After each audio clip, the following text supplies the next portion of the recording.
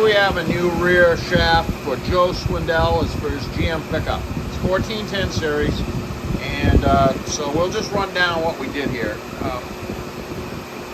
To begin with, he'd had experienced problems with it, and it had, at some point in its career, the truck had shucked out the rear drive shaft. And so after we got talking about it, I said, well, we better check your pinion yoke, and let's take a close look at the slip yoke. So the pinion yoke I'm always suspect of, and what happens is the little square nub there that locates the U-joint side to side gets blown off, and you can see this one was well repaired, and it had been running loose, and it had hogged out that U-joint cup saddle where the U-joint goes in, and that's no longer round, it's kind of an ellipse.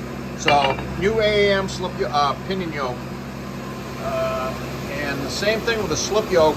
The drive shaft had a dinger in it, and it had been run, and what happens there is it'll wear the ground hub diameter where the seal rides. It'll wear that in an area where the bushing is in the tail housing. It'll just be like 5 or 8 thousandths small, shaped like an hourglass, and it gets back to its original size again on both sides of that. But that's not good, because that's where the bushing is going to be.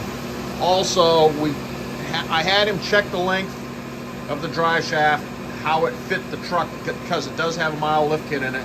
And sure enough, we ended up putting 1 3/4 or 2 inches in this. It is now 57.5 inches center to center down there. So, you know, all of this is good news for this. Basically, just we're going to build a drive shaft anyway to replace the damaged one and change the other components. We're just going to make it the right length for the way the truck is now, and not just make it too short again and duplicate the problem. So that's cranking. I'll turn her up a little bit. That's about 2,800 RPM.